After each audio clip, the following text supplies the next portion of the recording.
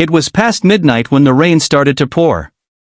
The city streets were almost empty, just the faint glow of streetlights reflecting on wet pavement and the hum of distant traffic. Inside the tall glass building of Henderson Tech, the janitor's mop slid across the marble floor in slow, careful strokes. His name was Jack Turner, a single dad just trying to make it through another long night. He didn't know that in the next few minutes, his quiet life was about to collide with one of the most powerful people in the city, and nothing would ever be the same again. Before we dive into this story of kindness, courage, and second chances, make sure to subscribe to your channel name, hit the like button, and leave a comment about what kindness means to you. Every story we share reminds us how one simple act can change a life or even save one. Jack was in his late 30s, his hands rough and his eyes tired. Every night after putting his 8-year-old daughter Lily to bed, he came to clean the offices. He didn't complain. He just wanted to make sure she had food on the table, shoes that fit, and maybe one day, a better life. He used to be a construction worker, but after a back injury, he couldn't lift heavy materials anymore. Bills piled up, his wife left, and life became about survival. But if you asked Jack, he'd still tell you he was lucky. He had Lily, his whole world. That night, Jack was finishing the last floor when he noticed something strange. The CEO's car, a black luxury SUV, was still parked outside. Normally, Rebecca Hale, the CEO of Henderson Tech, left hours before. Everyone knew she was powerful, demanding, and always busy. People respected her, but few actually liked her. Jack shrugged it off at first. He just wanted to clock out and go home. But when he went down to the loading dock, he heard a noise, a muffled cry. He froze. It came again, this time sharper. It sounded like someone was struggling. Jack dropped his mop and ran toward the sound. Around the corner, in the dimly lit parking garage, he saw Rebecca Hale being shoved against her car by two men in dark hoodies. One of them was yelling for her purse, the other was trying to grab her phone. Jack didn't think. He just acted.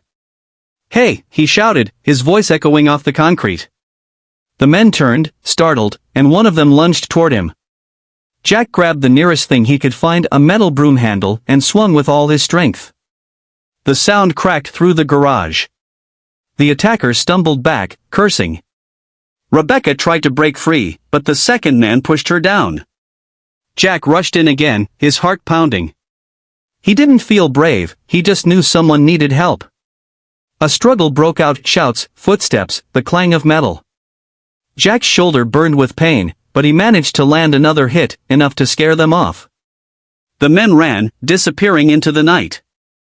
Rebecca sat trembling beside her car, her coat torn, her phone smashed on the ground. Jack knelt beside her, panting, rain dripping from his hair. "Are you okay, ma'am?" he asked gently. She looked up, dazed. You saved me." Jack shook his head. Just did what anyone would do. But she knew not everyone would.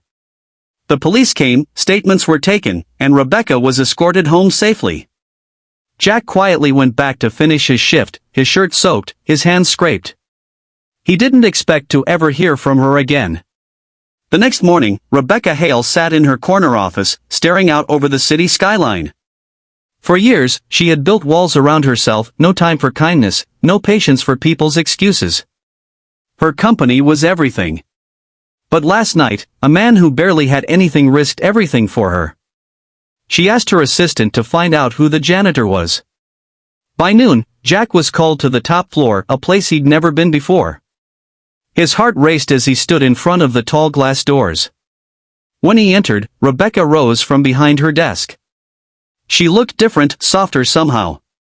"Mr. Turner," she said, "I owe you my life." Jack shifted uncomfortably. "You don't owe me anything, ma'am. I'm just glad you're okay." Rebecca smiled faintly. "Do you have a daughter?" Jack hesitated, surprised. "Yes, ma'am. Lily. She's 8. Rebecca nodded slowly. "You must love her very much." "She's my reason for everything," Jack said quietly. For a moment, the room was silent except for the hum of the city outside.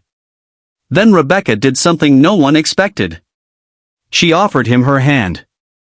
"I want to help you, Jack. You didn't just save me, you reminded me what real humanity looks like." He tried to protest, but she was firm. Over the next few weeks, Rebecca made sure Jack received proper medical treatment for his shoulder. She increased his pay and gave him a new position as a maintenance supervisor, a job with better hours so he could spend more time with Lily. But the story didn't end there. Rebecca started visiting the janitorial team more often, bringing them coffee, asking about their families.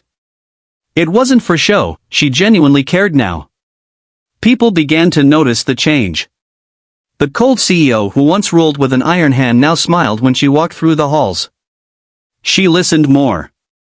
She gave second chances. When someone asked her why, she simply said, "A janitor taught me what leadership really means." Months passed. Jack's life slowly turned around. With the extra money, he moved Lily into a small but cozy apartment closer to her school.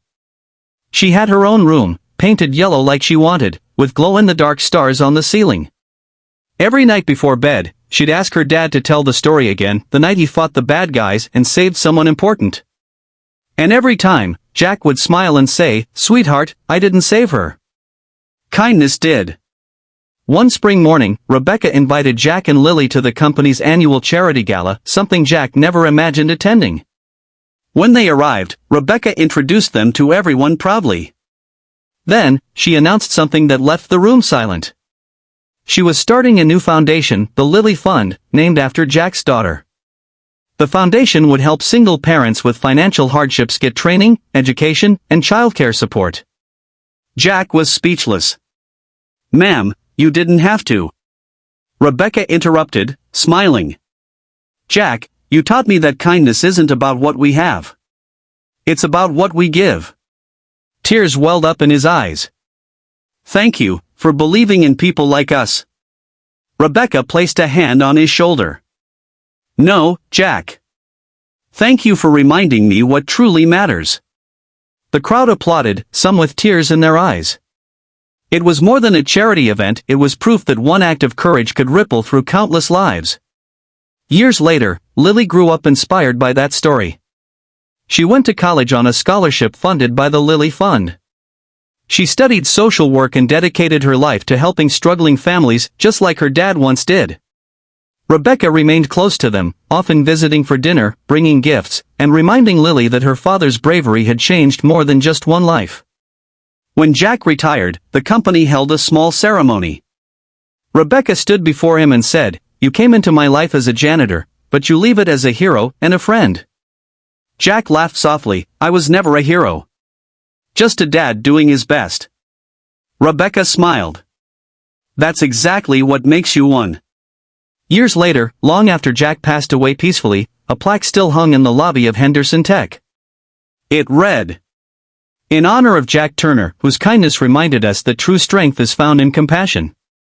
Visitors would often stop and read it, wondering who he was. And somewhere out there, a grown woman named Lily would smile knowing her father's legacy wasn't about wealth or fame, it was about kindness. Because kindness doesn't need an audience. It doesn't wear a suit or come with a title. It lives quietly in the hearts of those who choose to care when they don't have to. So if you're watching this right now, remember, you never know whose life you might touch with a simple act of kindness. It might be a smile, a helping hand, or a moment of courage when it matters most. Because sometimes, kindness doesn't just save someone else. It saves you, too. If this story touched your heart, please like, comment, and subscribe to your channel name for more true stories that remind us the world can still be beautiful one act of kindness at a time.